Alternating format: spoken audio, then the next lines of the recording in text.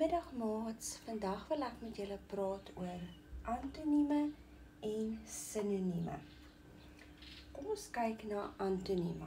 Antonieme is woorde met die teenoorgestelde betekenis as 'n ander woord.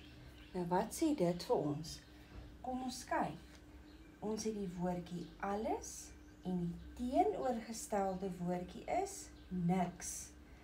Ons het die woordjie begin, die teenoorgestelde woordjie is eindig.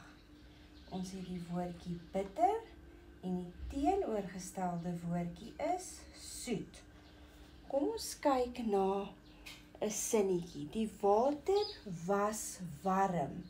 Die water was koud.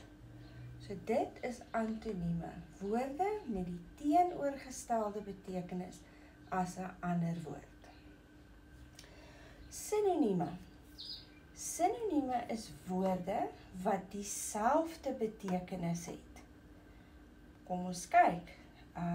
Ons het die woordjie mooi. Dieselfde betekenis as mooi is pragtig. Ons het kwaad. Dieselfde woordjie of dieselfde betekenis is woedend. Ons het die woordjie vinnig.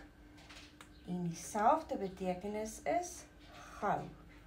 So dit is sinonieme, woorde wat dieselfde betekenis het as 'n ander woord. Kom ons kyk na 'n sinnetjie in sinonieme. So ons sê die seun hardloop vinnig, die seun hardloop gou om die rappieveld. So dit is woorde wat dieselfde betekenis het soos die mooi en die pragtig. En dit maters is antonieme en sinonieme. Hoop hierdie verduideliking help julle. Sien julle volgende keer.